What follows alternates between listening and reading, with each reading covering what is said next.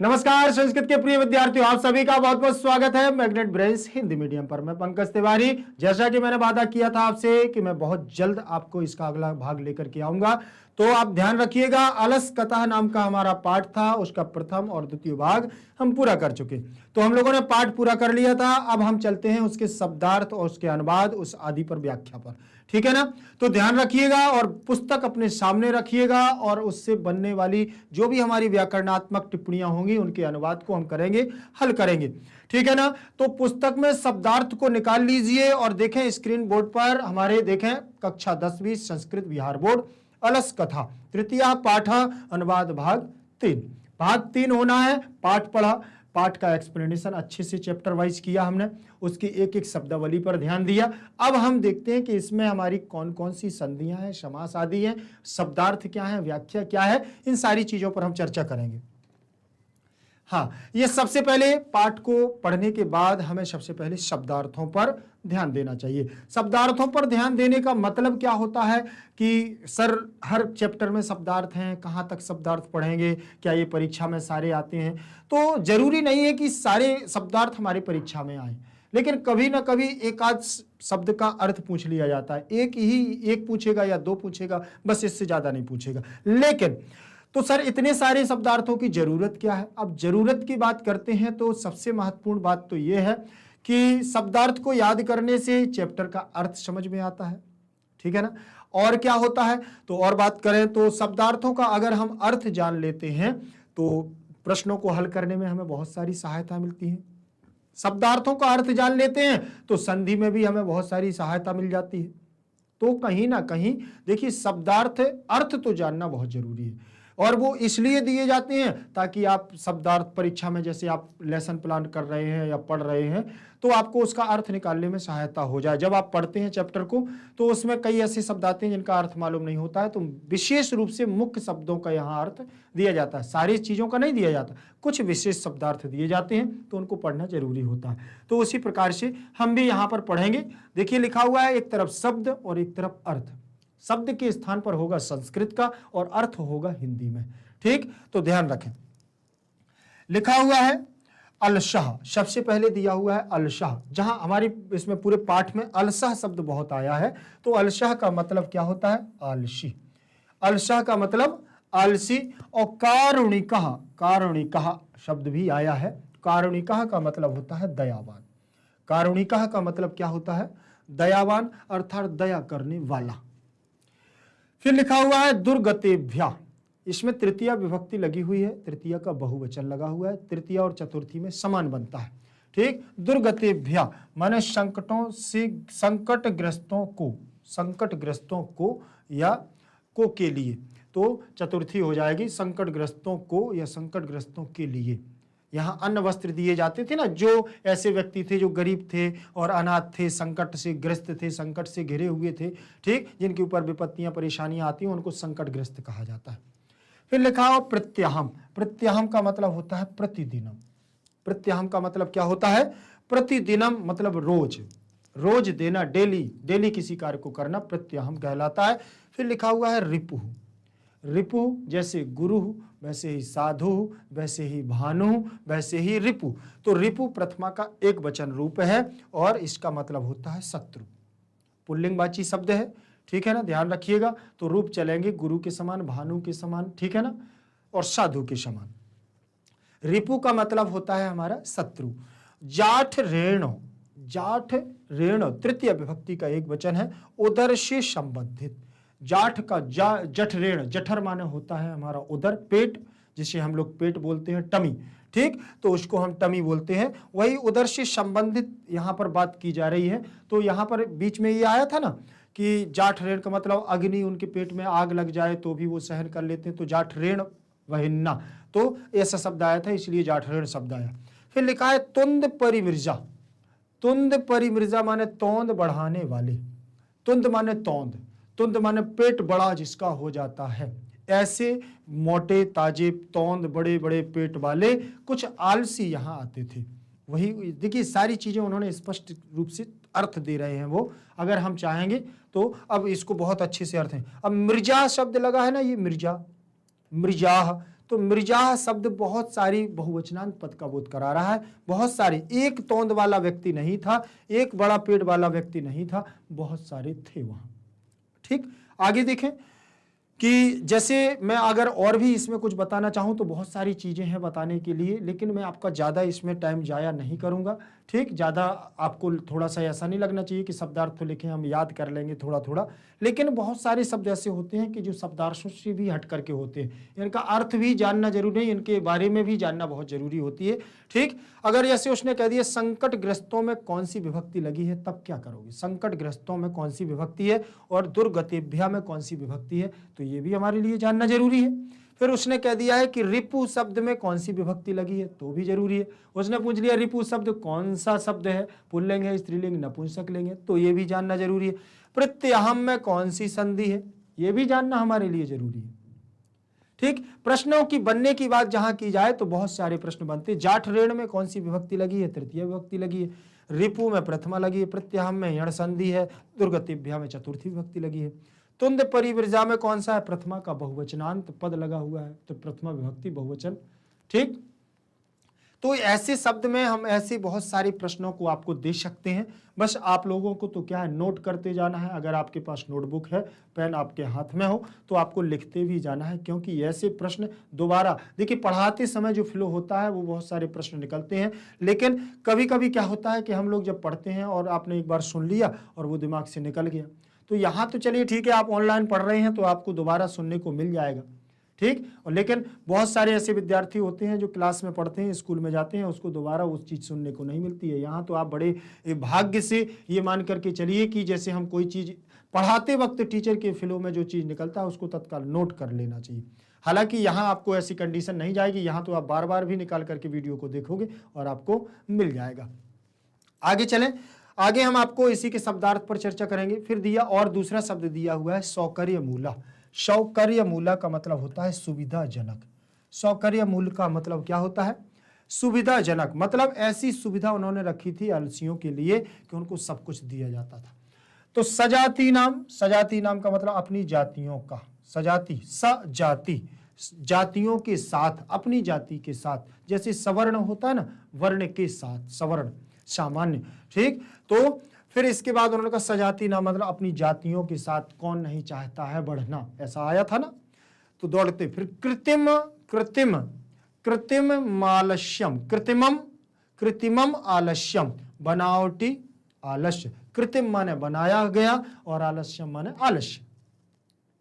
कृत्रिम माने बनाया गया और आलस्यम माने आलस्य, अर्थात बनाया गया आलस्य, बनावटी आलस्य। ठीक, जिन्हें हमने बोला ना कि कामचोर, नौटंकीबाज, ऐसे।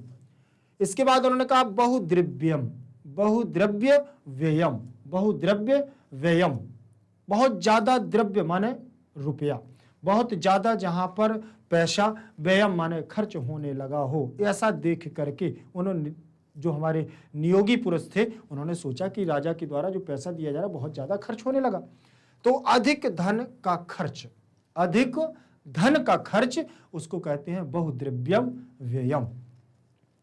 परामृष्टम, क्या दिया है, परामृष्टम, विचार किया गया। परामृष्टम का मतलब विचार किया गया। फिर दिया हुआ है बुद्धिया, फिर दिया गया है क्या, बुद्धिया। बुद्धिया का मतलब होता है बुद्धि से। अब यहां से क्यों आया है, पहली बात तो विचार करना चाहिए आपको कि यहां से क्यों आया है। बुद्धिया का मतलब होता है तृतीय विभक्ति, बुद्धि के रूप चलेंगे, ठीक है ना, बुद्धि के रूप चलाएंगे तो बुद्धि, बुद्धिम, बुद्धिया तृतीय विभक्ति में चल जाएगा। जैसे जननी, जननीम, जनन्या, वैसे ही बनेगा बुद्धि, बुद्धिम, बुद्धिया तृतीय विभक्ति, और तृतीय का चिन्ह होता है से या के द्वारा।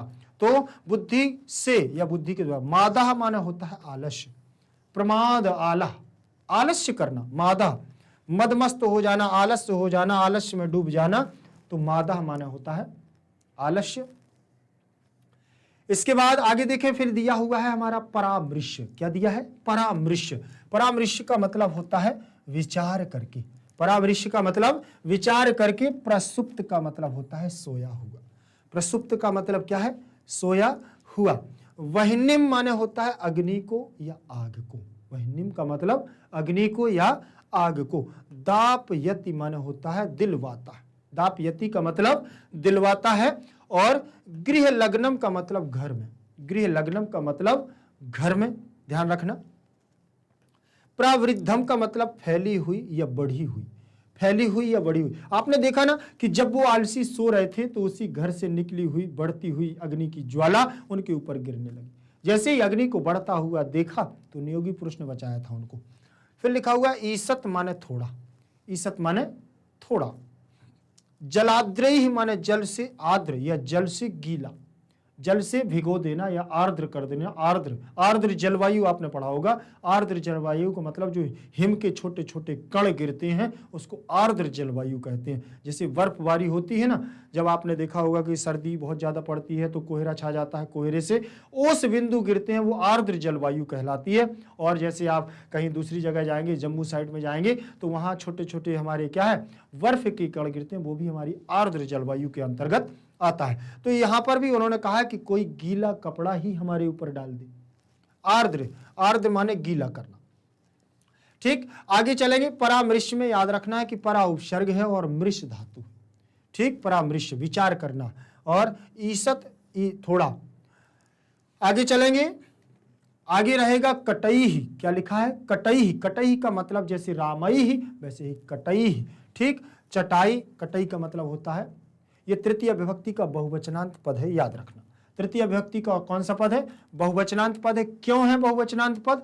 क्योंकि उसमें तृतीय विभक्ति का बहुवचन पद लगा है और आसानों से अर्थ निकला है, से के अर्थ में निकला है, इसलिए आसनों से या चटाई। उसने ये कहा या तो कोई गीले कपड़े से ढक दे या कोई चटाई वगैरह हमारे ऊपर डाल दे, ऐसे कह रहे थे ना आलसी, उन्हीं की बात। प्रवृणोति माने ढका हुआ, प्रावृणोति माने ढका हुआ, मुख से बोला ना, ढके हुए मुख के द्वारा बोलने लगा।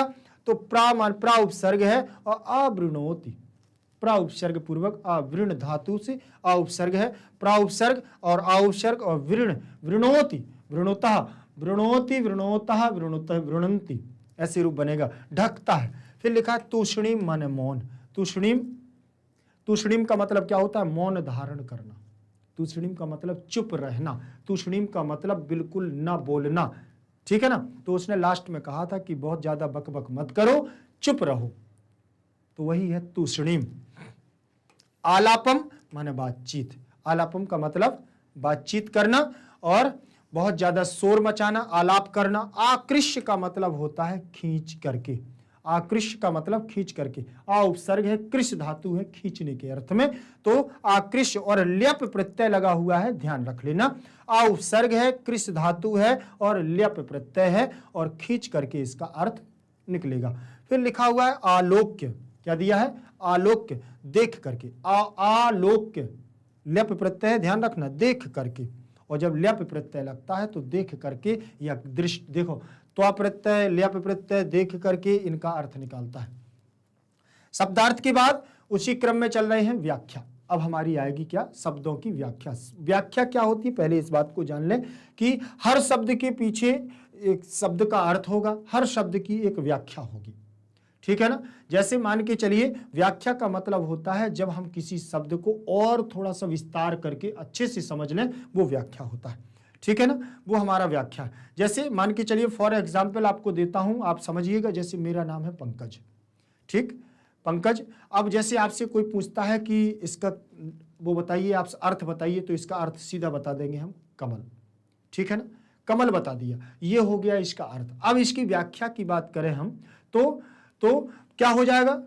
पंकः जातः, पंकः जातः यस्य सः पंकजः। जो पंक, पंक से, पंक माने होता है तालाब या नदी, सरोवर, ठीक है ना, या उसमें जो जहां कमल कमल उगते हैं ना, तो पंक से उत्पन्न।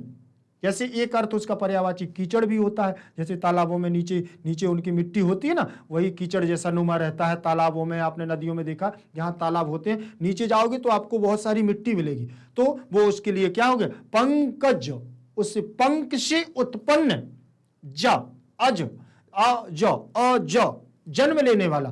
तो जल, तालाबों के सरोवर से जन्म लेने वाला पंकज, कमल। तो ये इसकी व्याख्या हो गई। क्या हो गई? ये इसकी व्याख्या हो गई। तो समझ में आया ना? तो साधारण अर्थ का प्रतीत होना अर्थ कहलाता है, और उसी को थोड़ा सा विस्तार कर देना, उसकी मूलभूत आवश्यकता को जान लेना व्याख्या कहलाती। समझ में आ गया होगा आपको। उसी प्रकार से यहां पर भी शब्दों का थोड़ा विस्तार करके आपको जिससे समझ में आ जाए वो इसकी संस्कृत की व्याख्या आपको बताई जाएगी। जैसे अब देखें, यहां लिखा हुआ है अलशः। अलशः वहां अर्थ देखा था आलसी, यहां लिखा हुआ अकर्मण्य।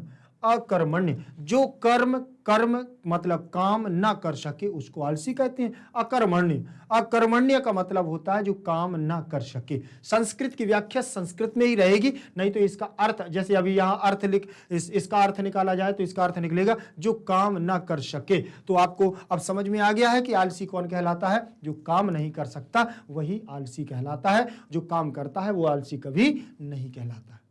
आगे देखें, फिर दिया हुआ है कारुणिकः। कारुणिकः हो सकता है समझ में कम आए, कारुणिक क्या है? तो आप दयालु, सीधा उन्होंने बता दिया है संस्कृत में दयालु, सरल रूप व्याख्या जो समझ में आ जाए वही व्याख्या है। दयालु, दयालु माने दयालुता, दयावान होना, किसी पर कृपा कर देना, दयालु। दुर्गतिभ्य, दुर्गतिभ्य दिया तो निर्धनेभ्य। अब दुर्गतिभ्य का मतलब दुर्गति से पीड़ित, दुर्गति जिनके पास क्या है, एक कुछ भी ना हो, अनाथ हो, गरीब हो, ऐसे हमारे दुर्गति। तो निर्धनेभ्य, जिनके पास धन नहीं है वो निर्धन है, ऐसे अनाथों के लिए, ऐसे निर्धनों के लिए वहां अन्न वस्त्र दिए जाते थे।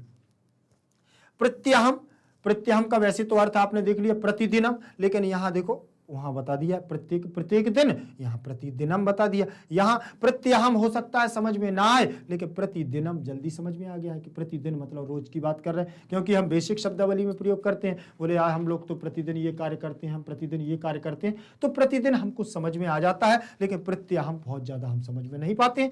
फिर इसके बाद रिपु, तो रिपु की बात करें तो रिपु हो सकता है समझ में ना आए, क्योंकि रिपु को समझना, जैसे आप पढ़ते हैं या शत्रु के पर्यायवाची पढ़े होंगे तो रिपु आपको समझ में आ जाएगा। नहीं समझा, नहीं पढ़ा तो रिपु बहुत कम समझ पाएंगे। और अरि, अरि हम समझ जाएंगे। अर्थ होता है शत्रु, असुर, ठीक है ना, असुर, राक्षस, अरि, ये सब पर्यायवाची है, ठीक है ना, ये सब क्या है? पर्यायवाची है। इसके बाद उन्होंने क्या कहा, दिया हुआ है जाठ ऋण। क्या दिया है? जाठ ऋण। जाठ ऋण का मतलब होता उदर संबंधेन, पेट से संबंधित, पेट के संबंध से। तुंद परिमृजाह, तुंद परिमृजाह का मतलब होता उदर वर्धका। उदर माने पेट, वर्धका माने बड़े हुआ, बड़ा हुआ। तो ऐसे व्यक्ति जो जिनका पेट बड़ा हुआ हो। आपको व्याख्या समझ में आ रही होगी और आपको सारी चीजें, क्योंकि मैं आप लोगों को बहुत आराम से ये सारी चीजें बता रहा हूं ताकि आपको एक चैप्टर एक ही बार पढ़ना पड़े, दोबारा आपको परेशान ना होना पड़े, और आपको ये याद रहे कि अद्भुत बैच के द्वारा जो कुछ दिया गया है वो परफेक्ट और एकदम खरा सोना है, ठीक है ना। चलिए आगे देखें, फिर लिखा हुआ है सौकर्य मूला, सौविध्य मूला, हर प्रकार से जो उन्होंने, सौविध्य मूल का मतलब होता है हर प्रकार से सुविधा युक्त। सजाति नाम, स्वजाति नाम, अपनी जाति। देखो सजाति नाम हो सकता है समझ में आए, स्व माने अपनी और जाति नाम माने अपनी। अपनी जाति के लिए कौन नहीं मरता, ऐसा उन्होंने कहा है। आगे इसमें दिया है पाठ में, कृत्रिमम आलस्यम। कृत्रिमम आलस्यम मतलब कृत्रिमम माने बनाया गया, मैंने अर्थ तो बता दिया था आपको, बनाया गया आलस्य। फिर यहां देखो स्वनिर्मितम, अपने द्वारा बनाया गया, स्व माने अपने और स्वयं के द्वारा, निर्मितम माने बनाया गया, आलस्य माने आलस्य, अपने द्वारा बनाया गया आलस्य स्वनिर्मितम आलस्यम कहलाता है। फिर उन्होंने कहा बहुद्रव्य व्ययम, बहुत ज्यादा धन खर्च होना, तो यहां सीधा उन्होंने कह दिया अधिक धन व्ययम, अधिक धन व्ययम, अधिक धन खर्च होना। परामृष्टम, परामृष्ट का मतलब होता है विचार करना, तो यहां उन्होंने सीधा रख दिया विचारितम, विचारितम विचार किया गया। फिर बुद्धयाह, बुद्धयाह का मतलब दे दिया है मत्याह, बुद्धि, मति के द्वारा, बुद्धि के द्वारा, मत्याह। यहां तृतीया लगी तो यहां भी तृतीया लग गई है। मादाह माने आलस्य, तो यहां सीधा उन्होंने आलस्यम लिख दिया। क्या दिक्कत है? देखिए व्याख्या बहुत सरल होती है, बस इतना ध्यान रखना होता है कि हम लोग समझ नहीं पाते हैं कि व्याख्या क्या, कभी परीक्षा में आ जाता है कि संदर्भ प्रसंग व्याख्या सहित कार्य को पूरा करो, ठीक, या उन्होंने कह दिया है कि सौकर्य मूला की व्याख्या लिखो, तो ये पता होना चाहिए कि व्याख्या होता क्या है, व्याख्या क्या मतलब है, व्याख्या का क्या मतलब, संस्कृत में ही उसको लिखना होता है। ठीक, तो यहाँ लिखा सौकर्य मूला, यहाँ सौविध्य मूला लिख गया है, एक समान ही लगभग होते हैं। सजाति नाम स्वजाति नाम, आलस्यम आलस्यम, समान लगभग सामान्य। ठीक है, चलो इसके बाद अगला शब्द दिया है परामृश्य। क्या दिया हुआ है? परामृश्य। उसमें दिया हुआ है परामृश्य का मतलब होता है विचार करना। परामृश्य का मतलब विचार करना। प्रसुप्तः माने सुप्तः, प्रसुप्तः, ठीक, सुप्त हो जाना, सो जाना। वहिन्यम का मतलब अग्नि, दापयति का मतलब होता है दानम कार्यति, दानम कार्यति। गृह लग्नम का मतलब गेह लिप्तम, गृह लग्नम का मतलब गेह लिप्तम। प्रवृद्धम का मतलब प्रवर्धमानम, प्रवृद्धम का मतलब प्रवृद्धमानम, बढ़ी हुई अग्नि। ठीक, बढ़ने वाली। ईसत का मतलब होता है स्तोक, ईसत का मतलब स्तोक। और जलाद्रि का मतलब नीरेण आद्रि, भीगे हुए वस्त्र, भीगे हुए। नीरेण, नीरेण का मतलब जल के द्वारा, जल आद्रई, जल के द्वारा, आद्र नीरेण माने नीर के द्वारा आद्र। चले आगे, आगे दिया हुआ है कटई। कटई वहां पर भी दिया था, मैंने बताया था कि तृतीया का बहुवचन है, लेकिन इसका मतलब हो जाएगा क्या? आस्तरई। वृणोति, प्रावृणोति, आच्छादति, ढकना। तूष्णीम मौन रहना, मौनम। आलापम वार्ताम, वार्ताम, वार्ताम, बातचीत करना। आकृष्य समीपम आनीय, आकृष्य माने समीपम आकर के, आकृष्य होकर के, पास आकर के, क्या कर लिया? खींचते हुए। आलोक्य माने दृष्टवा, देख करके, आलोक माने देख करके, दृष्टवा माने भी देख करके। यहाँ त्वा प्रत्यय, वहां ल्यप प्रत्यय, दोनों का मतलब देख करके ही निकलेगा। आगे देखें, समझ में आया? ये देखिए शब्दार्थ और व्याख्या दोनों शब्दों पर चर्चा हुई। व्याख्या और अर्थ दोनों में डिफरेंस है हमारा, दोनों में कुछ ना कुछ परिवर्तन है। तो उस दोनों में हमें क्या करना है? परिवर्तन रखना है माइंड सेटअप करके कि व्याख्या अलग चीज है, अर्थ अलग चीज है, दोनों को एक नहीं मानना है। दोनों में अलग अलग दिमाग लगा करके उनको पढ़ना है, जिससे परीक्षा के लिए एकदम परफेक्ट तैयारी अभी से ही होती जाए। ठीक, अब बात करते हैं हम कि अब हमारी आई हुई है कुछ संधि विच्छेद। संधि विच्छेदों पर हम चर्चा करेंगे। संधि विच्छेद क्या है? व्याकरणात्मक टिप्पणी है, ये आपके पाठ में है, लेसन में है, देखिएगा।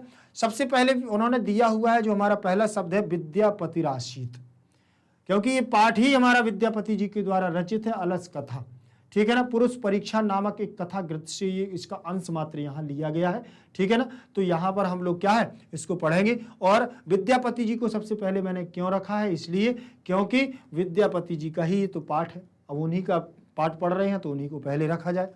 ठीक, फिर देखें विद्यापतिराशीत लिखा हुआ है तो दो पदों में विभक्त किया गया है संधि में। विद्यापति ही प्लस आसीत, क्या लिखा है? विद्यापति ही,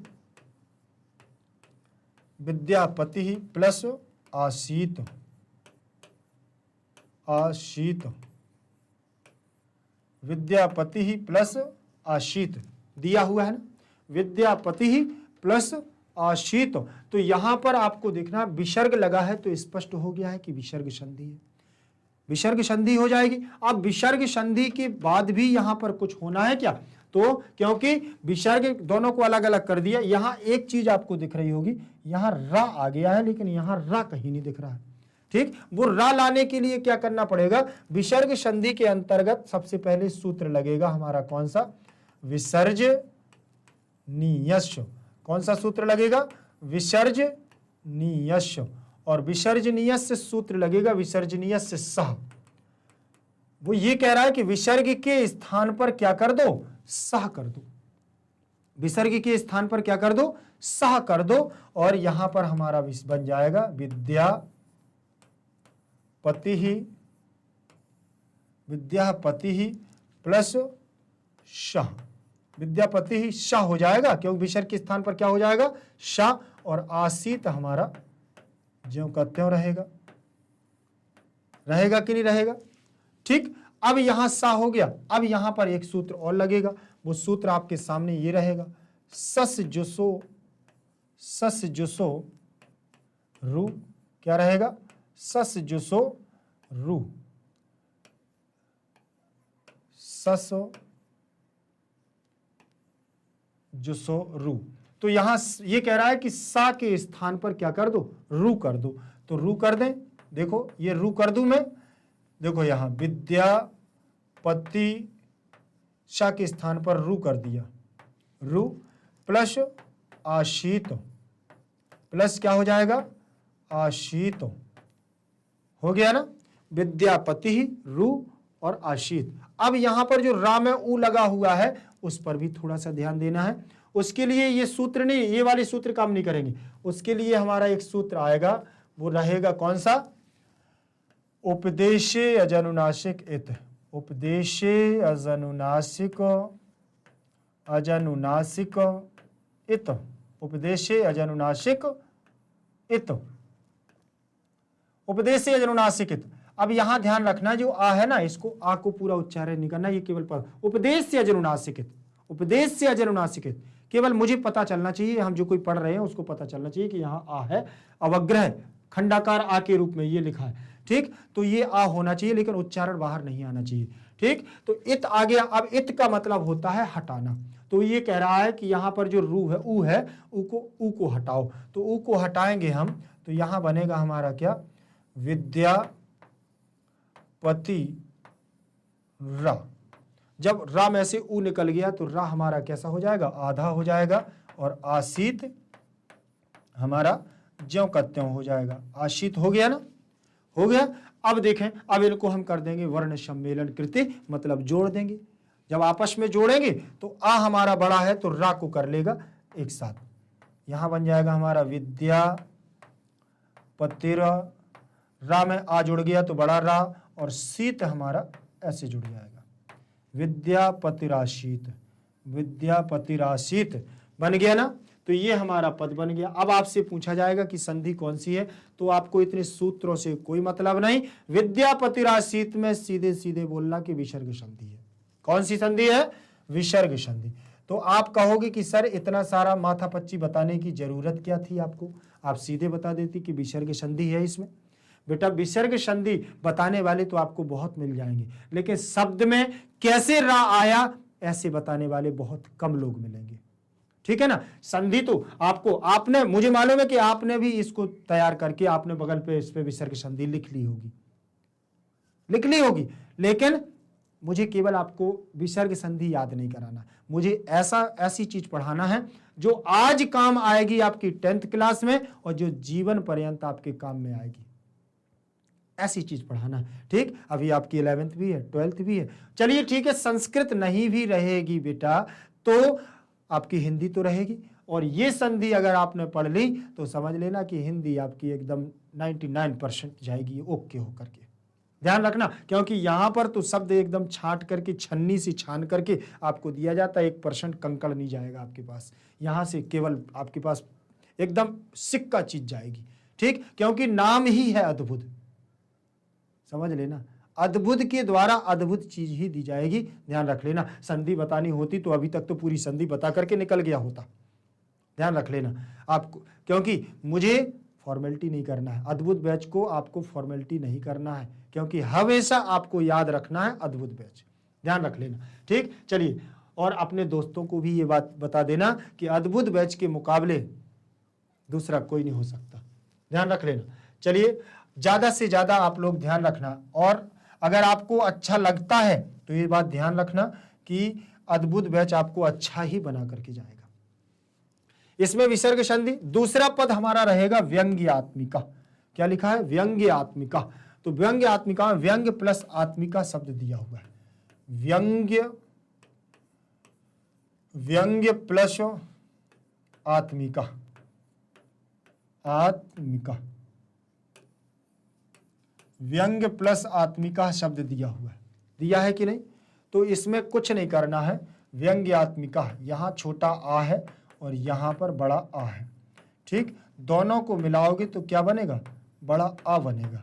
क्या बनेगा, बड़ा आ बनेगा। और जब बड़ा आ बन गया है तो निश्चित है कि यहां पर कौन सी संधि होगी, दीर्घ संधि होगी। कौन सी संधि होगी? दीर्घ संधि। और दीर्घ संधि का सूत्र बताने की जरूरत आपको है क्या? अकः सवर्णे दीर्घा। पूर्ववत इसके पहले वाले पाठ में भी मैं आपको बता चुका हूं, ठीक। सवर्णे पाटलिपुत्र वैभवम में आपको बहुत अच्छे से बताया हूं, ठीक है ना। ठीक, इसमें देखेंगे अकः सवर्णे दीर्घा, ये सूत्र रहेगा अकः सवर्णे दीर्घा, ठीक। अकः सवर्णे दीर्घा जो सूत्र है हमारा, ये आपको देखो क्या कर रहा है, बता रहा है कि इसमें दीर्घ संधि है। और दीर्घ संधि जो है तो वो कैसे बनेगी, इसका नियम क्या है, एक बार नियम भी जानना जरूरी है। तो अकः सवर्णे दीर्घा सूत्र हमारा क्या कहता है, अब यहां से ये रफ कर दूं, ठीक। इसको मैं रफ करता हूं, आपको मैं बताता हूं इसका नियम। देखिए, दीर्घ संधि का नियम कहता है कि पहले पद में छोटा आ या बड़ा आ, और उसके बाद दूसरे पद में छोटा आ या बड़ा आ, दोनों आसपास, दोनों आमने सामने हों तो क्या बनता है? बड़ा आ बनता है, ठीक। और छोटी ई या बड़ी ई, उसके बाद छोटी ई या बड़ी ई आमने सामने हो तो क्या बनता है? बोले बड़ी ई बनता है। इसके बाद भी है बहुत सारे, लेकिन इतने में अपना काम हो जाएगा। देख, ठीक। तो यहां पर देख लें, ये छोटा आ और छोटा आ के बाद बड़ा आ, छोटा आ और छोटा आ के बाद ये बड़ा आ गया है कि नहीं आ गया है? तो यहाँ बड़ा आ गया है। अब तो बड़ा आ के बाद बड़ा आ बन जाएगा कि नहीं बन जाएगा? ठीक, तो बड़ा आ बन गया। तो अब यहाँ हमारा क्या है, जो हमने यहाँ व्यंग लिखा था, तो व्यंग में से क्या निकल गया था? छोटा आ निकल गया था। तो यह हमारा क्या हो जाएगा? आधा हो जाएगा। या कैसे हो जाएगा? या आधा हो जाएगा, इतना ध्यान रख लेना। फिर आधा हो गया और दोनों वर्णों को मिलाकर के बनने वाला पद कौन सा था? बड़ा आ, बड़ा आ था। और यहां से आत्मिका का भी आ निकल चुका था, तो यहां पर क्या बचा था? आधा ता, म और का बचा था ना। इसको अब इसमें आ की मात्रा या में लगाओ तो क्या लगेगी? व्यंग्या। क्या बनेगा? व्यंग्या। और तिमका यहां जुड़ा हुआ है, तिमका, व्यंग्यात्मिका बनेगा कि नहीं बनेगा? व्यंग्यात्मिका। तो इसमें संधि कौन सी होगी बेटा? दीर्घ संधि होगी। कौन सी संधि होगी? दीर्घ संधि हो जाएगी व्यंग्यात्मिका में। चले आगे चले। दीर्घ संधि दो, देखो पहले में हमारी थी विसर्ग संधि, दूसरे में हमारी संधि आ गई है दीर्घ संधि। इसके बाद दूसरा अगला शब्द है दुर्गतेभ्यो अनाथेभ्यश्च। देखो दुर्गतेभ्य दिया हुआ है, दुर्गतेभ्य, दुर्गतेभ्य प्लस अनाथेभ्य, अनाथेभ्य प्लस च दिया हुआ है ना। दुर्गतेभ्य प्लस अनाथेभ्य प्लस च, ये आपके तीन पद हैं। अब तीनों पदों में विसर्ग संधि आपको दिख रही होगी, तो इसमें स्पष्ट हो गया है कि कौन सी संधि है? विसर्ग संधि है। लेकिन अब यहां पर जो देखना है कि विसर्ग के स्थान पर क्या बना है। देखो विसर्ग के स्थान पर ओ हो गया है और यहाँ आ जो पीछे था वो अवग्रह में परिवर्तन हो गया है, ठीक। तो यहाँ देख लीजिए, यहाँ विसर्ग के स्थान पर ओ हुआ है, लेकिन अतोर और प्लुताद प्लुते सूत्र से यहाँ पर क्या हो गया है? बन गया है हमारा उ। विसर्ग के स्थान पर क्या हो गया है? उ हो गया, उ हो गया।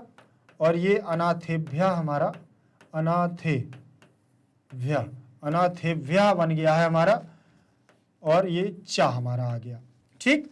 यहां तक समझ में आ गया। अब ये आ और उ, या का आ और उ दोनों मिलकर के बना लेंगे ओ। क्या बनाएंगे? ओ बनाएंगे। तो दुर क्या बनेगा? दुर्गतेभ्य, दुर्गतेभ्य और उ मिलकर के ओ बना लेगा, तो दुर्गतेभ्यो। और आ जो हमारा है वो अवग्रह में ऐसे आ जाएगा, कैसे? चंपक पुष्पक न्यायन खंडाकारो न विधीयते। अगर पीछे आ है और पहले विसर्ग को ओ किया जाता है तो पीछे वाला आ हमारा अवग्रह के रूप में आ जाएगा। और अनाथेभ्य, अनाथेभ्य, और यहाँ विसर्ग के स्थान पर आ जाएगा हमारा श, और बन जाएगा क्या? दुर्गतेभ्यो नाथेभ्यश्च, चा आ जाएगा। देखो ये सा आ गया, सा आ गया ना यहाँ। और ऐसे सा नहीं लगाना है, तो आपको ये ध्यान रखना है कि ऐसे भी सा लगता है, सा दोनों प्रकार से लग जाता है, ऐसे भी और ऐसे भी, ठीक। तो ये बन गया है दुर्गतेभ्यो अनाथेभ्यश्च, ठीक, तो इसमें संधि कौन होगी बेटा, इसमें होगी विसर्ग संधि दोनों में। ठीक, विसर्ग संधि दोनों जगह विसर्ग संधि लग जाएगी। पहले वाले में हमारी विसर्ग संधि, दूसरे में हमारी दीर्घ संधि और तीसरे में विसर्ग संधि। इसके बाद दिया हुआ है प्रत्यहम इक्षाम भोजनम। प्रत्यहम इक्षाम भोजनम, तो प्रत्यहम और इक्षाम भोजनम, इच्छा भोजनम, देखें जरा, प्रत्यहम, प्रत्यहम इच्छा भोजनम,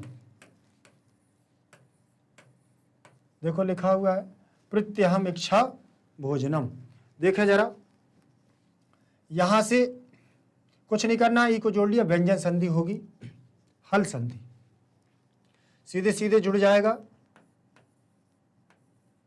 प्रत्यहम, ई जुड़ गई ना, और आधा चा छा भोजनम,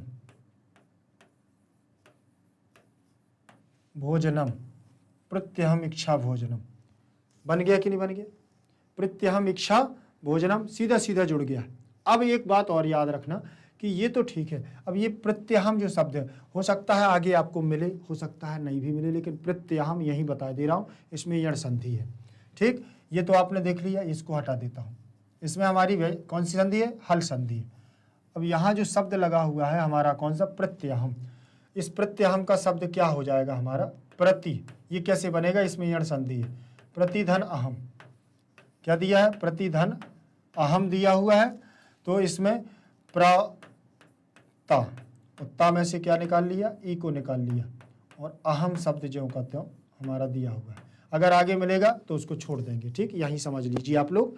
ठीक, ई आ गया। अब ई देखना है तो यहाँ, अब यहाँ लगेगी यण संधि। कौन सी संधि लगेगी, यण संधि देखेंगे, और यण संधि यहाँ हमारी जो बनेगी वो यण संधि हमें बताएगी इको यणचि सूत्र के आधार पर। इको यणचि, इको यणचि सूत्र के आधार पर हमें क्या पता चलता है कि ई के स्थान पर या, ई के स्थान पर या, उ के स्थान पर वा, और ऋषि के स्थान पर रा, और लिरि के स्थान पर ला हो जाता है यण संधि में। ठीक, तो ये हो जाता है। चले देखें, तो ई के स्थान पर, अब यहाँ तो ई है, इसके अलावा तो कुछ नहीं, बाद में स्वर भी है, क्योंकि ये कहता है कि ई के स्थान पर या हो जाए, उ के स्थान पर वाह हो जाए, ऋषि के स्थान पर रा हो जाए, लिरि के स्थान पर ला हो जाए, लेकिन बाद में स्वर होना चाहिए, असमान स्वर, तो यहाँ बाद में स्वर आ गया है आ, तो ई के स्थान पर हम क्या कर देंगे, ई के स्थान पर क्या कर देंगे, या कर देंगे बेटा। ठीक, और जब या हो जाएगा तो ये हो जाएगा हमारा अहम। देखें, अहम ज्यों कहते हैं। अब जब इसको जोड़ेंगे तो आ इसमें जुड़ जाएगा, तो ता हमारा आधा है तो आधा लिख देंगे, और या पूरा हो जाएगा, आ जुड़ जाएगा तो, और लास्ट में हम हमारा बचेगा, तो इसको हम ऐसे जोड़ देंगे। प्रत्यहम हो गया कि नहीं। प्रत्यहम में कौन सी संधि है, यण संधि है, सूत्र कौन सा है, एको यणचि है, और ई के स्थान पर या हुआ है, इसलिए प्रत्यहम बन गया है। आगे देखें, ये देखो, मैं कोई भी चीज छोड़ना नहीं चाहता हूं, बस आपको सारी चीजें समझ में आनी चाहिए। आगे देखेंगे, आगे हमारा रहेगा, इसके बाद लिखा हुआ अलशेभ्यो अपि अन्न वस्त्रे, अलशेभ्य अपि अन्न वस्त्रे। देखिए तीन, इसमें तीन पद है। देखें, अलशेभ्य, अलशेभ्य प्लस अपि प्लस अन्न वस्त्रे, अन्न वस्त्रे। ठीक, इतना लिखा हुआ है, लिखा है कि नहीं लिखा। तो विसर्ग के स्थान पर देखो यहाँ क्या हुआ है, देखो विसर्ग के स्थान पर ओ हुआ है, क्या हुआ, ओ हुआ, तो वही हमारी विसर्ग संधि तो रहेगी, लेकिन विसर्ग के स्थान पर वही प्रोसेस रहेगी। ये लिखा हुआ है अल शेभ्य उ, अल शेभ्य उ प्लस अपि प्लस अन्न वस्त्रे, अन्न वस्त्रे दिया हुआ है। अब उ के स्थान पर यहाँ गुण हो जाएगा तो ओ बन जाएगा, क्या बनेगा, ओ अलशेभ्य अलशेभ्यो, ओ हो गया ना, ओ हो जाएगा, ठीक, ओ हो गया। अपी जो है तो आ जाएगा ऐसे और पी जुड़ जाएगा ये, और फिर यहाँ पी जुड़ गया, फिर यहाँ हो जाएगा अन्न वस्त्रे, अन्न वस्त्रे। अभी यहाँ पर एक संधि और रह गई, अभी तो यहाँ विसर्ग संधि थी तो ओ हो गया, लेकिन अब ई के स्थान पर या होना है। अभी मैं पूर्व में पढ़ा के आया यण संधि, ई के स्थान पर या, कैसे हो जाएगा देखो, अल शेभ्यो, पा है, पा हमारा आधा हो जाएगा, और ई के स्थान पर जैसे ई निकाला था ना वहां, तो ई के स्थान पर क्या हो जाएगा, ई के स्थान पर क्या हो जाएगा, या हो जाएगा।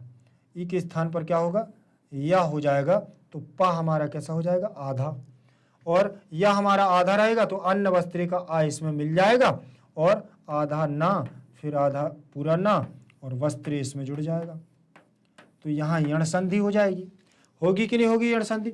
तो अलशेभ्यो अप्यन्न वस्त्रे, पूरा शब्द पढ़ेंगे तो अलशेभ्यो अप्यन्न वस्त्रे ऐसे पढ़ेंगे, अलशेभ्यो अप्यन्न वस्त्रे, बनेगा कि नहीं बनेगा? सप्तमी का एक वचन है, अप्यो क्या बनेगा, अलशेभ्यो अप्यन्न वस्त्रे बन जाएगा, ठीक। तो यहां हमारी कौन सी संधि, विसर्ग और यण संधि रहेगी, विसर्ग और यण संधि यहां पर रहेगी।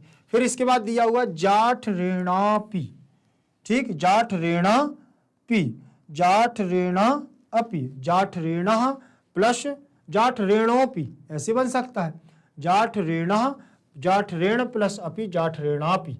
और यहां पर ये अवग्रह चिन्ह नहीं भी लगेगा तो भी शब्द बन जाएगा, और अगर अवग्रह लगेगा तो यहां ओ भी हो जाएगा, दोनों दोनों हो जाएंगे, ठीक। तो यहां देख ले, ये बनेगा हमारा जाठ रेण, क्या बनेगा, जाठ रेण, विसर्ग लगा दो, फिर बन जाएगा अपी। चलो दोनों पद बना करके बताता हूं, जाठ रेण, जाठ रेण, विसर्ग के स्थान पर मैंने बताया था कि ओ कर देना, तो ओ हो गया, और पीछे आ हो तो ऐसे हो जाता है, और ये बन गया जाठ रेणोपी, बन गया ना, जाठ रेणोपी। अब और अब बनाना है जाठ रेणा अपी, तो यहां देखो अब दूसरा बनाएंगे, तो यहां तो हो गई हमारी विसर्ग संधि, चलिए अब यहां बनेगी, यहां विसर्ग संधि बन गई, अब यहां हमारी जो बनेगी वो बनेगी जाठ रेण प्लस अपी, तो यहां बनेगी दीर्घ संधि। कैसे बनेगी, इसका आ ले लेना और इसका आ ले लेना, दोनों मिलकर के क्या बनाएंगे, बड़ा आ बना लेंगे, बनाएंगे कि नहीं बनाएंगे, और दोनों मिलकर के यहां बड़ा आ बनाएंगे, तो इसमें कौन सी संधि हो जाएगी, दीर्घ संधि, दीर्घ संधि होगी, और दीर्घ संधि होगी तो दीर्घ संधि का सूत्र भी आपको पता है, कौन सा, अकह सवर्णे, अकह सवर्णे दीर्घा, अकह सवर्णे दीर्घा, ये सूत्र दिया हुआ है, और आ के बाद आ आता है तो दीर्घ संधि होती है, ठीक। ज्यादा गहराई में लेके नहीं जा रहा हूं, ध्यान रख लेना, मैं बहुत ऊपर से पढ़ा रहा हूं आपको, और अंदर एक एक सूत्र के अंदर नहीं जा रहा हूं, ठीक।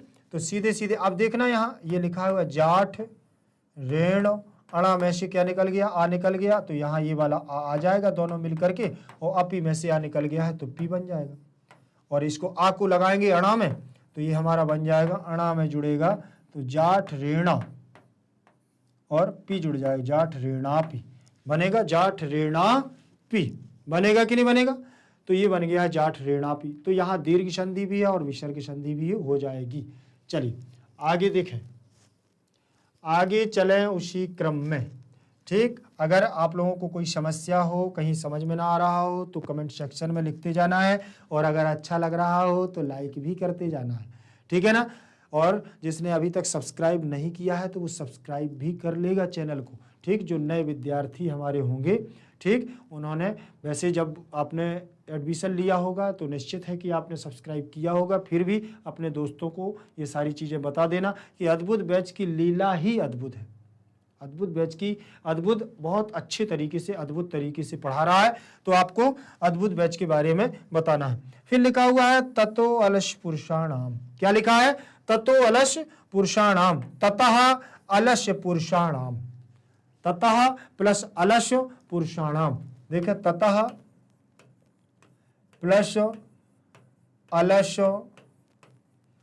पुरुषाणाम, पुरुषाणाम लिखा है। ततः अलश पुरुषाणाम, ततः अलश पुरुषाणाम, तो यहां विसर्ग है, क्या दिया है विसर्ग, तो बताने की जरूरत है क्या, विसर्ग देखो नहीं कि विसर्ग संधि लगा दो बस। अब यहां पर देख लिया, अब विसर्ग में तो विसर्ग के स्थान पर यहां ओ करेंगे। मैंने आपको बताया था कि विसर्ग के स्थान पर ऊ हो जाता है और आ ऊ मिलकर के गुण कर लेता है और ओ बन जाएगा, और अलस का आ आएगा तो ऐसे लग जाएगा, और ला ऐसे हो जाएगा सा, और पुरुषाणाम, पुरुषाणाम, ठीक है ना, ये बन गया है ततो अलश पुरुषाणाम, तो ये बन गया है ततो अलश पुरुषाणाम। तो यहां हमारी संधि हो जाएगी कौन सी, विसर्ग संधि। और विसर्ग संधि के अंतर्गत भी अगर पूछता है तो कोई नहीं, बता देना, ज्यादा बड़ी बात नहीं है, बता देना, लिख लेना आप भी कि जहां पर ओ हो जाता है विसर्ग के स्थान पर उसे हम उत्त संधि कहते हैं। ठीक, चलिए, मैं अभी तक आप लोगों को उत्त संधि में अंदर नहीं ले जाना चाहता था, मैं सीधे विसर्ग संधि को बताना चाहता था। लेकिन अगर कोई पूछ भी लेता है आपसे XYZ कि यहाँ ओ कैसे हो गया, तो विसर्ग के स्थान पर पहले ऊ हुआ, आ और ऊ का गुण हुआ, और इसीलिए इसको हम विसर्ग संधि के अलावा उत्त संधि में भी डाल, उत्त संधि ही है लेकिन विसर्ग संधि में हम बोल देते क्योंकि वो मेन संधि है। ठीक, चलिए आगे देख लें। आगे हमारा जो शब्द रहेगा अगला शब्द देखेंगे पश्चादलशानाम। पश्चादलशानाम, पश्चादलशानाम का मतलब है पश्चात प्लस अलशानाम, बाद में आलसियों का। ठीक, तो पश्चात प्लस अलशानाम, पश्चात प्लस अलशानाम। देखें जरा, यहां बनेगा पश्चात प्लस अलशा नाम, अलशा नाम, पश्चात प्लस अलशा नाम। तो पश्चात प्लस अलशा नाम में देखो यहां ता के स्थान पर क्या हो जाएगा, दा हो जाएगा, तभी तो यहां दा आया है, देखो दा आया है ना, ये दा कैसे हो गया है वो मैं आपको बताना हूं। ठीक, यहां ता दिया हुआ है, ये ता है। अब यहां पर आपको सबसे पहले तो देख करके ये बता दो कि इसमें कौन सी संधि है, हल संधि, जिसे आप व्यंजन संधि कहते हैं। अब आपसे पूछेगा कि और कौन सी संधि है, तो हल संधि के अंतर्गत एक संधि आती है जस्त संधि। कौन सी संधि आती है, जस्त संधि आती है, और जस्त संधि को पूरा करना होता है।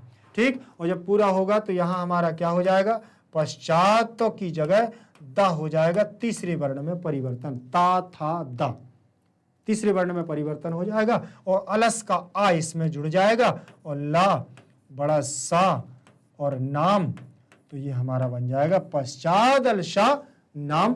क्या बन जाएगा, पश्चाद अलशा नाम। ठीक, समझ में आ गया होगा आपको। ठीक, आगे देखेंगे, इसके बाद इसमें हमारी व्यंजन संधि हो गई पश्चाद अलशा नाम में। इसके बाद आप देखेंगे इसमें, इसके बाद रहेगा हमारा तदनंतरम अलसशालायाम, तदनंतरम अलसशालायाम, तदनंतरम माने उसके बाद आलसियों की जो शाला थी, जो घर था जहां पर वहां लेटा करते थे आलसी, उसकी बात कर रहे हैं। तदनंतरम, तदनंतरम अलसशालायाम, तो इसमें कोई मैं आपको कुछ नहीं बताऊंगा, इसमें आपको कुछ नहीं करना, इस आ को लाना, इसमें जोड़ देना, ये यहां से हलंत मिट जाएगी और पूरा हमारा पद बन जाएगा। आप संधि की बात करें तो इसमें संधि में लगा देना आप हल संधि, व्यंजन संधि।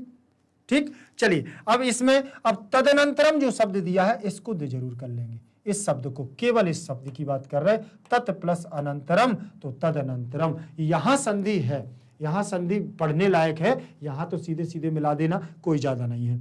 यहां पढ़ने लायक ऐसी है कि ता के बाद अनंतरम, तो यहां पर दा बनाना है, क्योंकि यहां देखो दा बना हुआ है। दा कैसे बनेगा, तो दा बनेगा हमारा जस्त संधि से।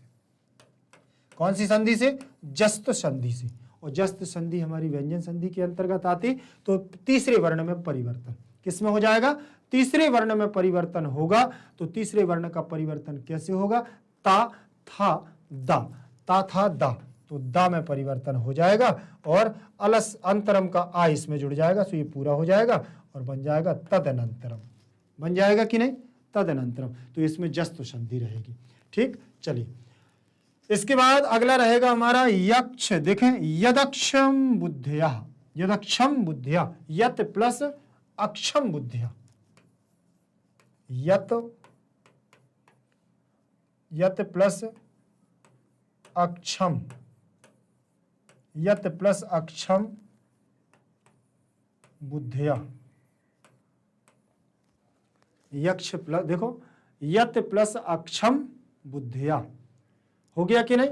यत प्लस अक्षम बुद्धिया में यहां पर भी हमारी व्यंजन संधि के अंतर्गत आने वाली कौन सी, जस्त संधि रहेगी। कौन सी संधि, जस्त संधि, जो तीसरे वर्ण में परिवर्तन करती है, पहले का तीसरे वर्ण में परिवर्तन करती है।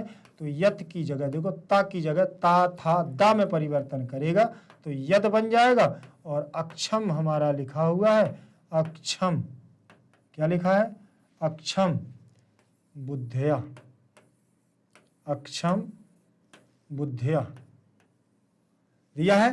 तो आ मिल जाएगा इसमें और बन जाएगा हमारा यद, यदक्षम, यदक्षम, यदक्षम बुद्धिया, यदक्षम बुद्धिया बनेगा कि नहीं बनेगा। तो इसमें संधि होगी हल संधि माने, या इसके अंतर्गत जसत्व संधि। सूत्र बस देख लेना है कि इसमें सूत्र होगा झलाम जश झसी, झलाम जस झसी। ठीक, आगे चलें, आगे देखेंगे उसी क्रम में, आगे उसी क्रम में हमारा रहेगा अगला शब्द तदालशा पुरुषाणाम, तदालश, तदालश, तदालश पुरुषाणाम, तदा प्लस आलस, तदा प्लस आलस, तदा प्लस अलस पुरुषाणाम, तदा प्लस अलस पुरुषाणाम, पुरुषाणाम, तदा प्लस अलस पुरुषाणाम। तो यहाँ बड़ा आ रहेगा और यहाँ छोटा आ रहेगा, दोनों मिलेंगे तो बड़ा आ बनेगा, और दोनों मिलेंगे तो बड़ा आ बनेगा। तो वो संधि भी आपको पता चल जाएगी कि कौन सी संधि है, दीर्घ संधि। और दीर्घ संधि का सूत्र भी आपको पता होगा, मैंने अभी बताया भी था। उसका सूत्र होगा अकह शवर्णे दीर्घा, अकह शवर्णे दीर्घ सूत्र रहेगा, ध्यान रखना। और अकह शवर्णे दीर्घ सूत्र रहेगा तो आ के बाद आ आने पर दीर्घ बनता है, ई के बाद ई आने पर बड़ी ई बनती है, ऊ के बाद ऊ आने पर बड़ा ऊ बनता है, ऋषि के बाद ऋषि आने पर बड़ी ऋषि बनती है। तो ये दीर्घ संधि का हमारा क्या है, फॉर्मूला है। तो दीर्घ संधि में आ के बाद आ रहा है। अब ये है कि आ छोटा हो या बड़ा हो, इससे कोई फर्क नहीं है, आ होना चाहिए। तो यहाँ आ गया आ, फिर हमारा बन जाएगा तद में से क्या निकल चुका था, छोटा बड़ा आ निकाल लिया था, तो यहाँ हमारा आधा हो गया। लेकिन दोनों आ को मिलाने पर एक आ बना है, तो उस आ को हम बीच में लिख देंगे और अलस पुरुषाणाम ये लिख देंगे, अलस पुरुषाणाम, अलस पुरुषाणाम पूरा लिख लेंगे। अब इसमें कुछ नहीं करना है, इस आ को इसमें जोड़ देना है, आ की मात्रा इसमें लगा देंगे और यहाँ पर हम क्या हो जाएगा, हमारा अलस पुरुषाणाम में से आ निकल जाएगा। तो यहाँ हो जाएगा हमारा क्या, लस, लस निकल गया, पुरुषाणाम, पुरुषा, पुरुषा जुड़ गया और अणाम जुड़ गया, पुरुषाणाम। शब्द क्या बन गया, तदालश पुरुषाणाम, तदालश पुरुषाणाम। तो यहाँ कौन सी संधि हो जाएगी, दीर्घ संधि हो जाएगी। कौन सी संधि होगी बेटा, दीर्घ संधि। ठीक, तो इसमें हमारी कौन सी संधि, दीर्घ संधि। दीर्घ संधि का सूत्र कौन सा बताया, आकाश सवर्ण दीर्घ। आगे देखें,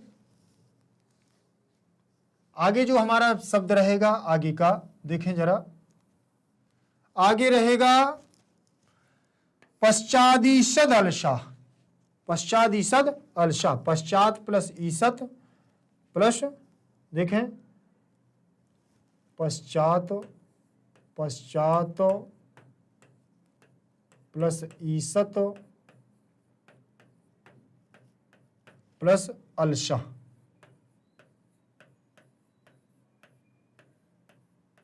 ठीक, समझ में आ गया। अब इसमें देखना कि ता में बड़ी ई की मात्रा लगेगी। क्या लगेगी? पश्चात। अब ई की मात्रा लगेगी तो ती ही ती हो जाएगा, लेकिन यहां तो चाहिए हमको क्या? दी, बड़ी दी चाहिए। देखो ये बड़ा दा चाहिए देखो यहाँ तो दा चाहिए। अब वो दा यहाँ चाहिए तो कैसे आएगा? तो फिर जाएंगे व्यंजन संधि के अंतर्गत जसत्व संधि। हल संधि के अंतर्गत एक हमारी जसत्व संधि है। बताओ जल्दी कमेंट में कौन सी, जो एक पहले वर्ण का तीसरे वर्ण में परिवर्तन करती है। झलाम जस झसी सूत्र से बनेगा। झलाम जश झसी ये सूत्र लगता है और पहले वर्ण का परिवर्तन तीसरे वर्ण में होता है। तो ता था दा, ता था दा, दा में परिवर्तन कर देगा और यहां बन जाएगा ईसत। ईसत जो हमारा है तो ईसत का ई इसमें जुड़ जाएगा और सा और ता यहां लिखा रहेगा। ठीक, अब यहां देख लेना है कि यहां भी दा हो गया है तो यहां पर भी ता का क्या कर देंगे? ईसत के ता को दा कर देंगे। ये दा कर दिया और अलसा का आ जुड़ जाएगा तो ये दा आधा है तो पूरा हो जाएगा और लसा जुड़ जाएगा। लसा, लसा। अब देखो आप पद पश्चादीसद अलसा, पश्चादीसद लसा। देखो ये बना पश्चादीसद अलसा, बना कि नहीं बना? तो कौन सी संधि? हल संधि के अंतर्गत जस्तु संधि, और जस्तु संधि के उसमें सूत्र रहेगा झलाम जस झसी। बनेगा कि नहीं बनेगा? चल आगे देखें। अगला हमारा पद रहेगा, आगे हमारा पद रहेगा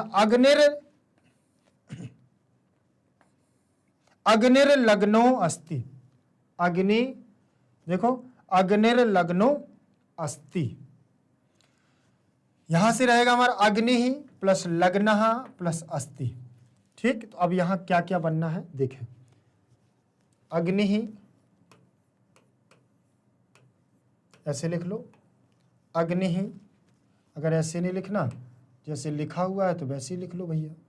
ठीक, अग्नि ही प्लस लग्नः, लग्नः फिर अस्ति, अस्ति। ठीक, ऐसे लिख लो। तो विसर्ग के स्थान पर वही रहेगा हमारा सूत्र। कौन सा? विसर्ग के स्थान पर रा बनाने के लिए पहले विसर्जनीयस्य सह, विसर्जनीयस्य सह, पहले ये रहेगा विसर्जनीयस्य सह से सा हो जाएगा तो यहां हमारा रहेगा अग्नि और सा हो जाएगा विसर्ग के स्थान पर। फिर लग्न, लग्नः, विसर्ग के स्थान पर यहां क्या बनेगा? उ होना है तो इसके लिए दूसरा सूत्र लगेगा। पहले इसको हल करते हैं। ठीक, तो यहां सा हो गया। अब यहां सस जो सो रू से रू हो जाएगा तो यहां बनेगा हमारा क्या? अग्नि रू। क्या बनेगा? अग्नि रू प्लस लग्नः प्लस अस्ति, प्लस अस्ति। ठीक, फिर यहां से हमारा क्या बनेगा? ऊ के ऊ को हटा देंगे, रू के ऊ को, तो यहां बनेगा हमारा अग्नि, अग्नि रा। और ये रा हमारा जो आधा है इस रा को ले जाएंगे हम ला के ऊपर। किसके ऊपर? ला के ऊपर, क्योंकि आधा रा बीच में नहीं रहेगा, पीछे स्वर होता है तभी बीच में रहता है, और स्वर नहीं है तो ऊपर चला जाएगा। कैसे? जल तुम्बिका न्यायन रेफस्य ऊर्ध्व गमनम और ला। अब यहां विसर्ग और अस्ति। अब यहां से इसके दूसरे पद की चालू करेंगे प्रोसेस। ठीक, अब देखना यहां विसर्ग के स्थान पर फिर ऊ हो जाएगा और ऊ के स्थान पर ओ हो जाएगा और ये हमारा ऐसे जुड़ जाएगा। ये ओ हो गया। अब यहां से क्या होगा? ये आ है जो, ये आ आएगा तो ऐसे हो जाएगा, तो यहां से आ चला जाएगा। आधा सा और ती बचा हुआ है, आधा सा चला गया और ता बचा हुआ है तो ता जोड़ देंगे। ये जुड़ गया, ये बन गया अग्निर्लग्नोस्ति। अग्निर्लग्नोस्ति, देखो ये बना हुआ है अग्निर्लग्नोस्ति। ठीक, तो यहां पर सूत्र रहेगा विसर्जनीय से सह, सस जो सो रू और हमारा वहां लगेगा तो रोर प्लुताद प्लुते से उत्त संधि हो जाएगी। तो वैसे दोनों में विसर्ग संधि है और अलग अलग अगर देखा जाए तो यहाँ विसर्ग का रलोप और वहां रहेगी हमारी उत्त संधि। ठीक, दोनों जगह अलग अलग संधि का प्रयोग होगा। आगे देखें, दोनों जगह अलग अलग देखिए संधि लगी है। फिर इसके बाद देखें तृतीयेन उक्तम, तृतीयेन उक्तम, तो यहां देख लेंगे ये लिखा हुआ है तृतीय, तृतीयेन प्लस उक्तम, तृतीयेन प्लस उक्तम, ये लिखा है ना। तो बस इतना ध्यान रखना कि देखो पहले पद का आ और द्वितीय पद का उ, आ के बाद उ आने पर ओ बनता है, लेकिन कौन सी संधि में? गुण संधि में। कौन सी संधि में बेटा? गुण संधि में। गुण संधि का सूत्र कौन सा है? आद गुणा। कौन सा सूत्र है? आद गुणा। आद गुणा जो हमारा सूत्र है, ये सूत्र ये कहता है कि आ के बाद ई आने पर ए बनता है। यहां देख लेना थोड़ा, छोटा आ या बड़ा आ के बाद अगर ई आ जाए, छोटी या बड़ी, तो क्या बनता है? ए बनता है। और छोटा आ या बड़ा आ के बाद अगर छोटा ऊ या बड़ा ऊ आ जाए तो ओ बनता है। ये गुण संधि कहती है। क्या बनती है? क्या बनता है? गुण संधि ओ बनाती है। ए और ओ बनता है।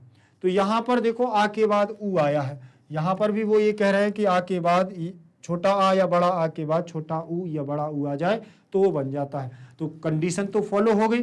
अब कंडीशन फॉलो हुई तो अब देखते हैं कैसे बनेगा। तो ये लिखा हुआ है तृतीयेन, तृतीयेन में से हमारा स्वर निकल गया है आ, तो ना हमारा आधा हो गया है और ओ हमने इसमें जोड़ दिया है।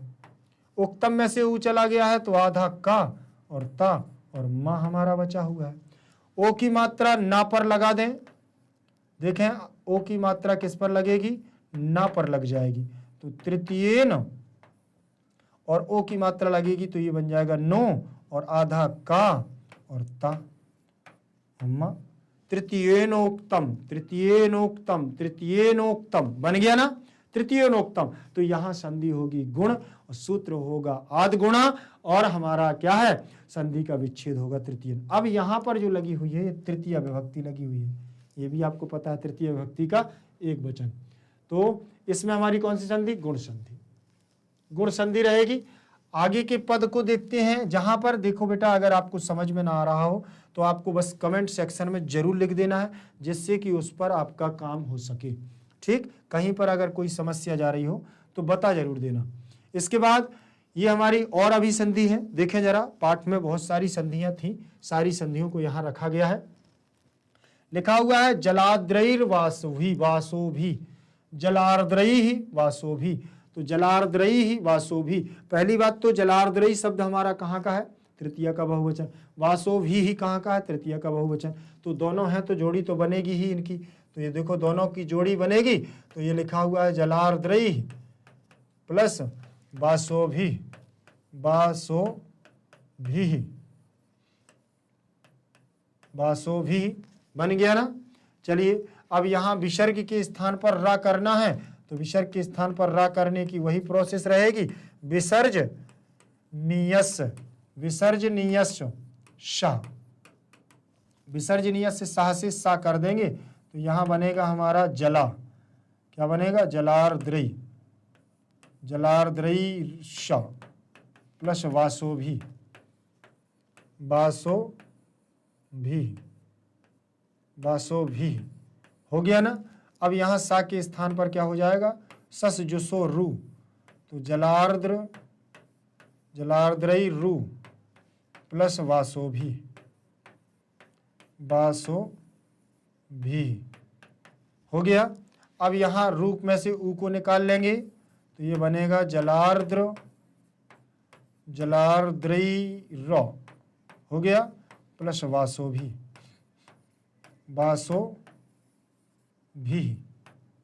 बनेगा वासोभी। रा को कहाँ ले जाएंगे? पीछे स्वर तो है नहीं है तो ऊपर जाएगा, ऊपर जाएगा तो कैसे बनेगा?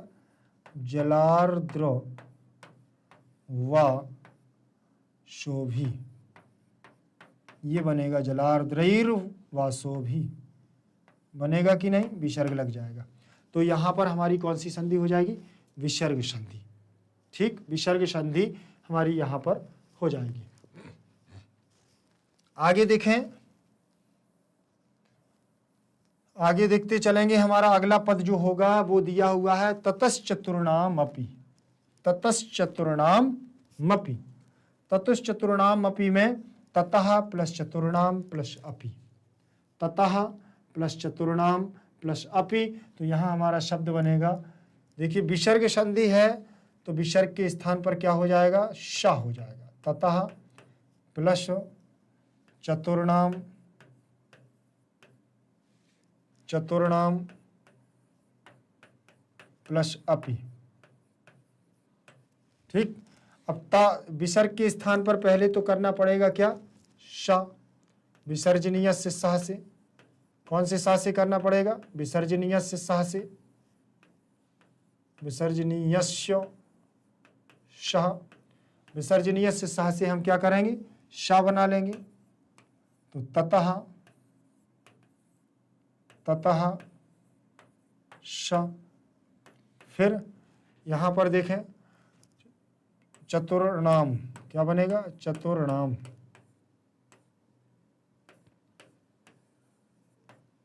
प्लस अपि, चतुर्णाम प्लस अपि। तो यहाँ सा के स्थान पर अब हो जाएगा सस जो सो रू, तो रू होगा तो यहाँ रू हो जाएगा। फिर यहाँ बन जाएगा हमारा चतुर्णाम, चतुर्णाम और आ को जोड़ देते हैं इसमें तो मपी बन जाएगा सीधे। ठीक, चतुर्णाम मपी बन गया। फिर यहाँ ऊ को हटा देंगे तो यहाँ रू बन जाएगा, क्या बनेगा, रा बन जाएगा। तो रा बचेगा आधा और चा हमारा आ जाएगा, तो यहाँ चा के ऊपर चला जाएगा रा, ये बन जाएगा। ठीक,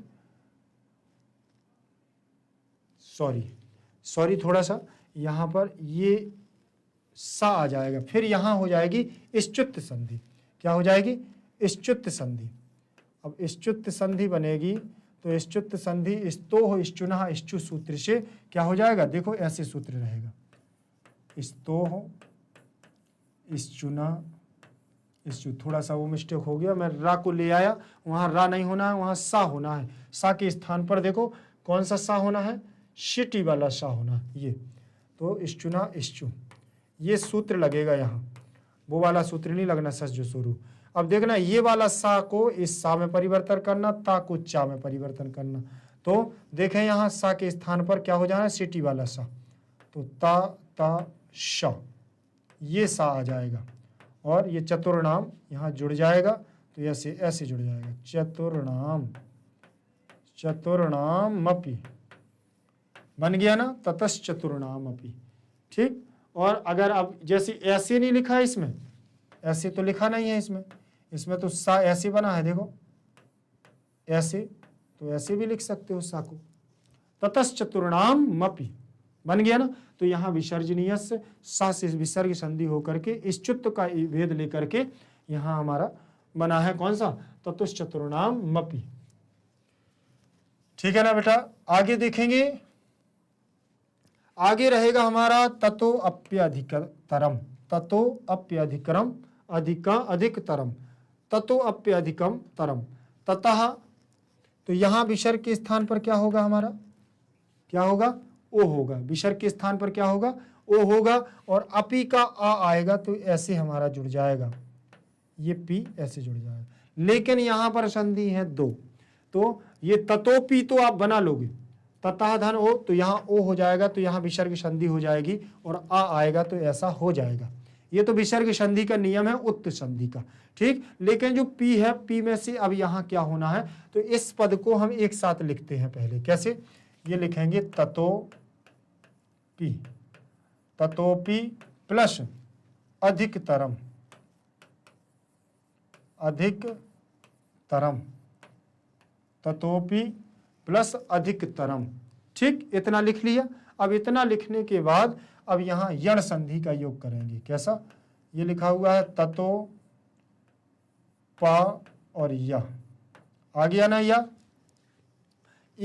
क्यों, पहले ई को अलग करेंगे, पहले ई को अलग किया और अधिकतरम, क्या हो जाएगा, अधिकतरम। आ गया ना, अधिकतरम आया। अब अधिकतरम जब आ गया तो ई के स्थान पर क्या हो जाएगा, या हो जाएगा। ई के स्थान पर क्या हो जाएगा, या हो जाएगा। कैसे, देखो, ततो ततो आधा पा और या, और अधिकतरम का आ जुड़ जाएगा तो या में पूरा हो जाएगा, और धी क तरम होगा कि नहीं होगा। और ये आधा पा है तो इसको आधा पा को आधा पा कर देंगे, तो ऐसे बनेगा हमारा पद। और जैसे इसको लिखे, अभी दूर दूर लिखा होगा तो आपको थोड़ा कम अच्छा लग रहा होगा। अच्छा भी लगना आजकल जरूरी है भाई साहब, अच्छा जो दिखता है वो आजकल बिकता है, ठीक है ना। और अच्छा नहीं लग रहा होगा तो कहेंगे सर ने कैसे बना दिया ये पद। तो ये बन गया है ततो अप्यधिकतरम, ततो अप्यधिकतरम, ठीक है ना। समझे नहीं कि बबुआ, समझे हो, है ना, समझा तानी। चले, अब इसके बाद अगला होगा हमारा क्या, कारुणिकश्च। कारुणिकश्च, कारुणिकश्च, कारुणिकः प्लस च, कारुणिकः प्लस च। तो यहाँ यण संधि हो गई है, इसमें हमारी यहाँ यण संधि और विसर्ग संधि दोनों रहेगी, ठीक। अगला हमारा पद रहेगा कारुणिकश्च में कारुणिकः, कारुणिकः, कारुणिकः प्लस च दिया है। तो कुछ नहीं करना, विसर्ग के स्थान पर सा कर देना है, वही प्रोसेस रहेगी। पहले ये वाला सा होगा, ये वाला सा, और फिर इसके स्थान पर ये सा आ जाएगा, और ये सा एक साथ जोड़ दिया जाएगा, तो ये बनेगा कारुणी, कारुणिकश्च। बनेगा कि नहीं बनेगा, कारुणिकश्च, ठीक। ये ऐसे बन जाएगा। इसमें विसर्ग संधि है और इश्चुत्त का भाव रहेगा। क्या रहेगा, इश्चुत्त संधि का भाव रहेगा। फिर इसके बाद दिया हुआ है ततो, ये तन मध्य, क्या दिया है, तन मध्य में तत् धन मध्य, ये देख लीजिए क्योंकि ये अभी संधि एक भी बार नहीं आई। तत् धन मध्य,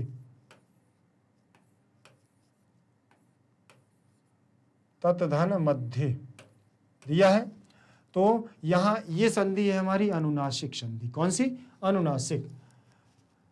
अनुनासिक संधि देखो तो ता है, पंचम वर्ण में परिवर्तन होगा, ता था दा धा न।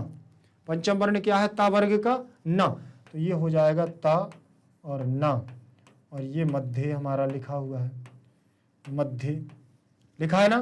दोनों को जोड़ेंगे तो तन मध्य बन जाएगा, तन मध्य हो गया ना, तन मध्य, ठीक। चलिए आगे देखते हैं। यहाँ अनुनासिक संधि है, लिख लीजिए इसको, अनुनासिक। यरो अनुनास के अनुनास को वा, अनुनासिक। सूत्र रहेगा यरो अनुनास के अनुनास को वा, अनुनासिक संधि। इसके बाद दिया है तन नियोगी पुरुषई, तत् धन नियोगी पुरुषई। इसमें भी हमारा क्या होगा, अनुनासिक संधि ही होगी। देखो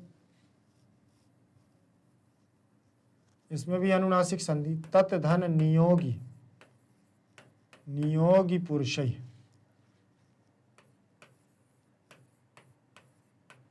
नियोगी पुरुषई दिया है ना, नियोगी पुरुषई। तो ता की ता था दा धा ना में परिवर्तन कर दो, पंचम वर्ण में परिवर्तन कर दो, नहीं ता का नियोगी पुरुषई सीधा इसमें जोड़ देंगे तो ये ना हमारा यहाँ आ जाएगा, ये इसमें जुड़ जाएगा, ये बने तन नियोगी, तन नियोगी पुरुषई, तन नियोगी पुरुषई बन गया ना, तन नियोगी पुरुषई। तो यहाँ हमारी यहाँ भी अनुनासिक संधि हो जाएगी। फिर लिखा हुआ है किंचिन, किंचिन क्या लिखा है, किंचिन।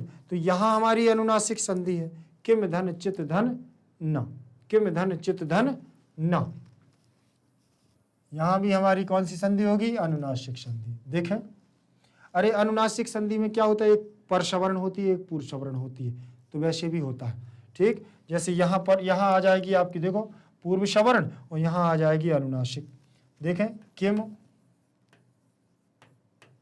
प्लस चित धन न। यहां माँ के बाद देखो चा आ रहा है, तो चा वर्ग का पंचम अक्षर क्या है? चा छा जा झा इया। इया में माँ का परिवर्तन किस में हो जाएगा? इया में परिवर्तन, इया। और देखो चित अलग हो जाएगा, चित के बाद जो ता है ना, तो ना है, तो ता वर्ग का पंचम अक्षर क्या हो जाएगा? ना। यहाँ ना हो जाएगा और यहाँ ना हो जाएगा। अब इसको जोड़ेंगे तो ये बनेगा की, और चा की मात्रा यहाँ आ जाएगी, ये अंदर चला जाएगा और चा अंदर हो जाएगा, और दोनों ना यहाँ पर लिख दिए जाएंगे। लिख जाएगा किंचिन्न हो जाएगा ना, किंचिन्न। किंचिन्न बन गया तो यहाँ पर भी हमारी कौन सी? अनुनासिक संधि हो जाएगी। हल संधि आप मान के चले, हल संधि मोटे तौर से हल संधि, फिर अगर अंदर जाएंगे तो अनुनासिक और परसवर्ण पूर्वसवर्ण संधि भी हमारी होती है।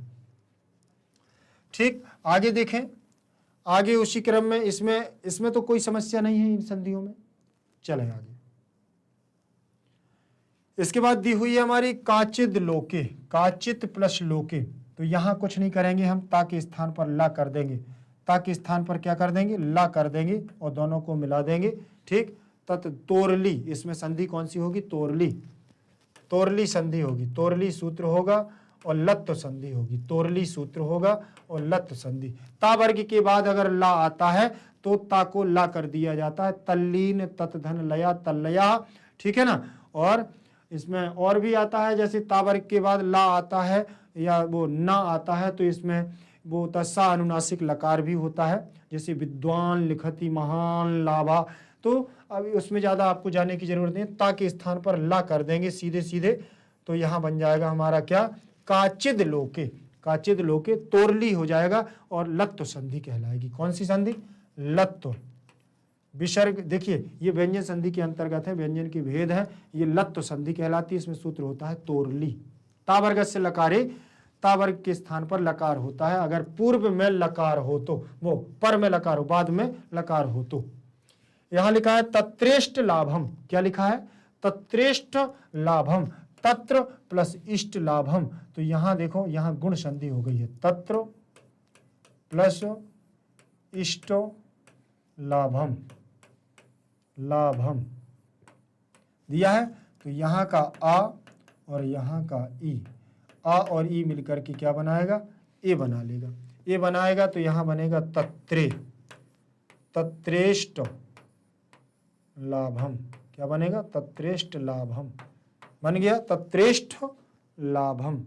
यहाँ पर हमारी कौन सी संधि? गुण संधि। और गुण संधि का सूत्र आपको पता है, आद गुणा। गुण संधि का सूत्र कौन सा होगा?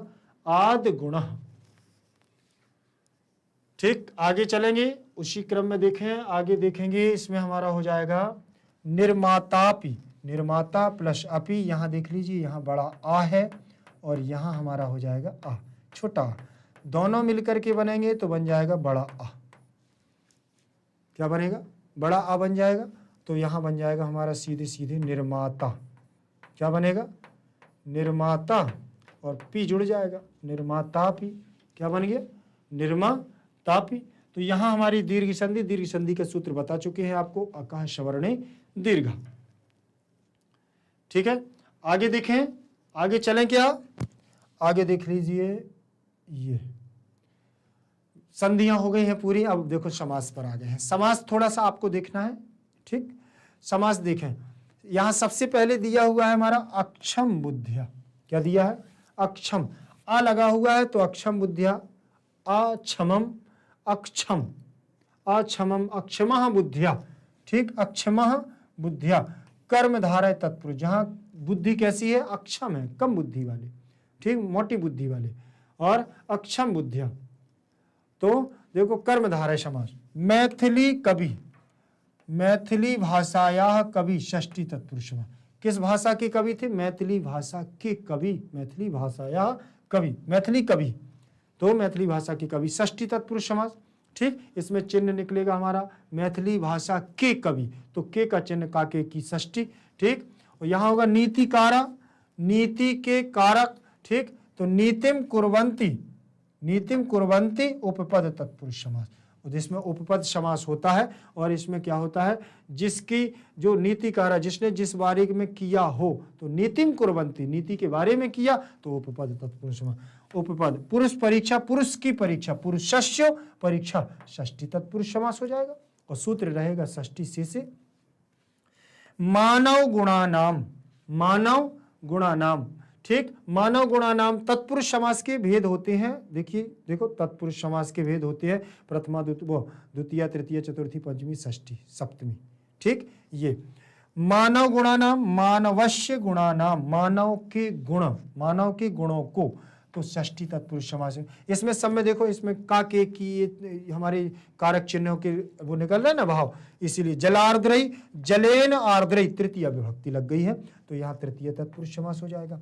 जलेन, जल के द्वारा, जल के द्वारा, आर्द्र माने गीला, नियोगी पुरुषई, नियोगी पुरुषई, नियोगी भी पुरुषई, ठीक। तो यहाँ पर भी कर्मधारय समास है, नियोगी भी पुरुषई, ऐसा पुरुष, नियोगी पुरुष जो क्या है, दान देने वाले आते थे, या क्या वहां की देख रेख करने वाले नियोगी पुरुष जो आते थे।